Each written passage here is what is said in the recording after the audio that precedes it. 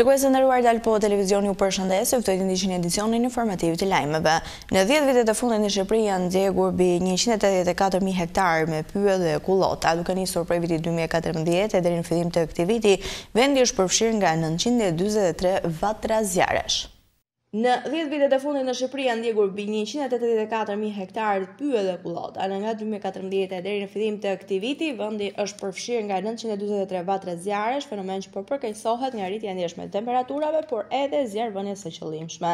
Viti i shkuar që shënoi dhe rekordin e të nxehtit ishte po ashtu dhe viti me numrin më të lartë të zjarreve dhe sipërfaqeve të djegura dekadën e fundit, 46.000 hektar pyll dhe kullota, të cilat u shkrumbuan.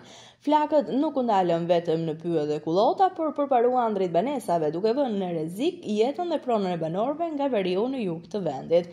Ekspertë thonë se ndryshimet e klimës kanë bërë që zjarret jenë më agresive, ndaj sipas tyre rekordi i zjarreve dekadën e fundit nuk është rastësi. Megjithatë, nuk mundojnë dhe zjarrvëniet e qëllimshme. Por ajo çka vjet re është mungesa e fondeve dhe mjeteve për të bërë të mundur shuarjen e flakëve nëpërmjet zjarrfiksëve. Më shumë zjarre, por më pak ndëshkim. Në Shqipëri, zjarrvënia e qëllimshme është vepër penale që dënohet nga 5 deri në 20 vite burg, por dekadën e fundit, zbatueshmëria e ligjit e krimeve mjedisore i ka lënë vend pa ndëshkueshmërisë.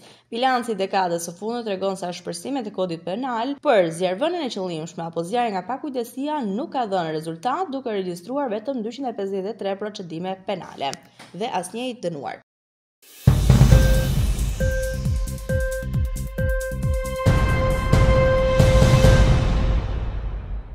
Këshilli i Ministrave ka miratuar vendimin e ri që përcakton kriteret dhe procedurat për dhënien e kompensimit të menjëhershëm financiar punonjësve të policisë së shtetit në rast dëmtimit të rënd të pronës për shkak të detyrës.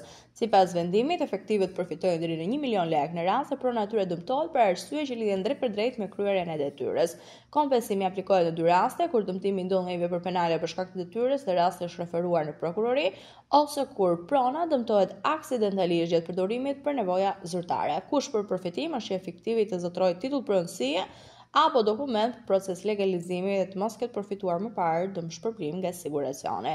Vendimi parashikon ngritjen e komisionit pesantarësh në policinë e shtetit, i cili vlerëson brenda 10 ditëve përputhshmërinë e dokumentacionit me kriteret ligjore dhe propozon vendimin për pagesë. Drejtori i përgjithshëm i policisë është autoriteti që lëshon urdhrin përfundimtar për këtë shpërblim. Ky rregullim i ri hyn në fuqi menjëherë pas votimit në fletoren zyrtare.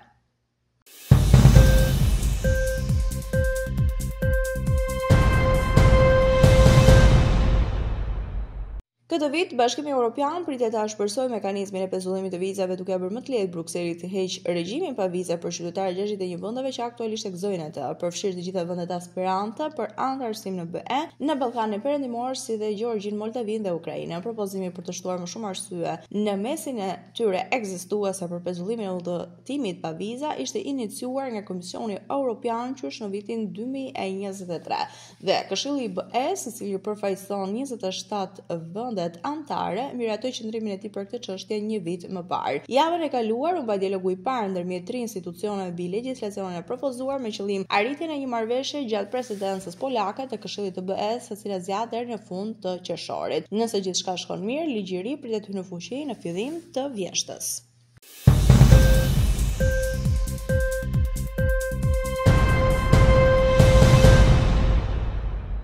Gjatë dekadës së fundit, sektori bankar shqiptar ka pësuar një transformim të jashtëzakonshëm. Fondi Monetar Ndërkombëtar vlerëson se nga 25% që ishte niveli kredive me probleme në sektorin bankar në 2014, ku kishte një performancë të dobët makroekonomike, detyrimet të mëdha të prapametura qeverisë dhe të tjera, kredite këshia përbënin më pak se 5% të totalit të kredive në tremurin e parë 2024.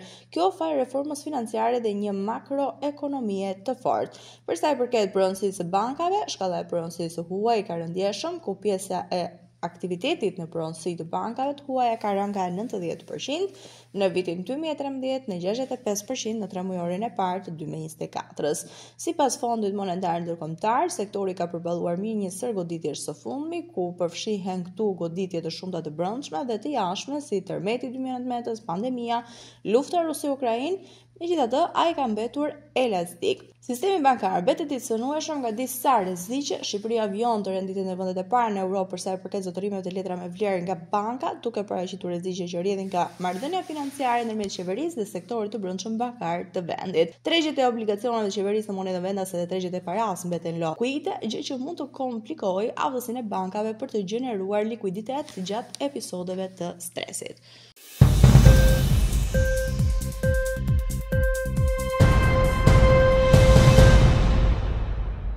Deri tashmë një blog informativ nga bota.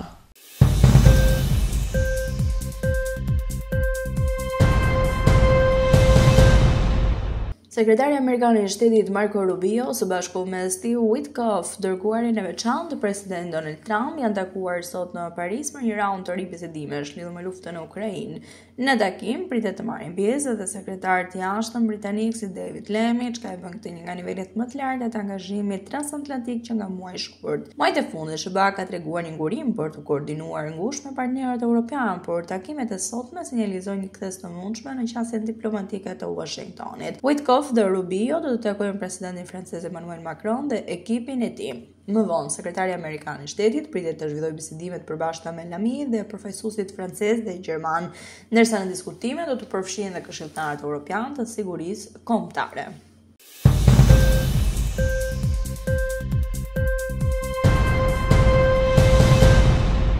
Forcat armatosur amerikane kanë njoftuar të njëjtën se kishin kryer bombardime që rezultuan në shkatrimin e portit të naftës Ras Isa, të kontrolluar nga rebelët Houthit të Yemenit, kundër të cilëve Washingtoni ka shumë fushuar sulmet e tij.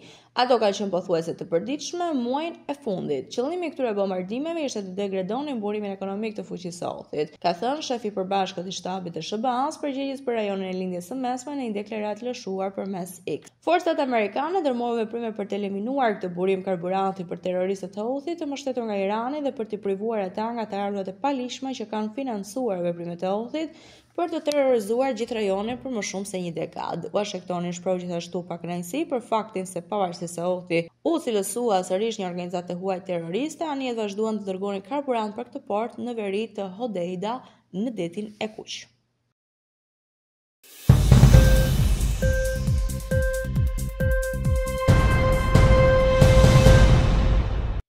Kompania shtetërore e gazit e Ukrainës ka marrë dritën jashile për të kërkuar 5 miliardë euro nga Rusia për asetet e sekuestruara në Krime. Kompania shtetërore e gazit e Ukrainës, Naftogaz, ka përshëndetur një moment historik në përpjekjet e saj ligjore për të kompensuar humbjet nga sekuestrimi i aseteve në Krime, pas vendimit të një gjykate franceze që njohu një vendim arbitrazhi të vitit 2023. Vendimi i hap rrugën zyrtarisht kompanisë për të kërkuar 5 miliardë euro kompensim nga shteti rus në gjykatat franceze. Kërkesa për kompensim është paraqitur në gjykatën e përhershme të arbitrazhit në Hag dhe lidhet me humbjet pas aneksimit të Gadishkut të Krimes në vitin 2014. Sipas CEO-s Naftogaz, Roman Chumak, ky hap i ri do të lejojë kompaninë të nisë procedura përbarimore në Francë për të realizuar edhe vendimin.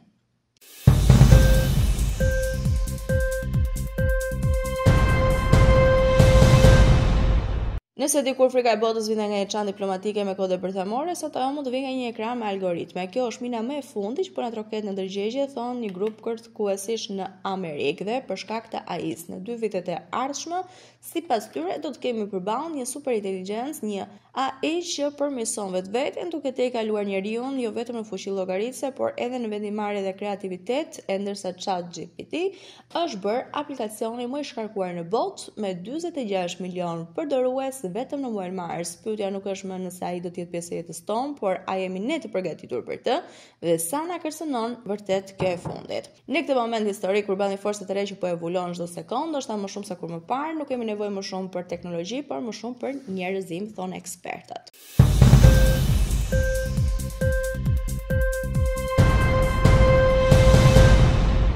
Ishte gjithçka e përgatitur për këtë edicion informativ lajmesh. Unë ju falenderoj për vëmendjen tuaj. Bashkë mirëpafshim.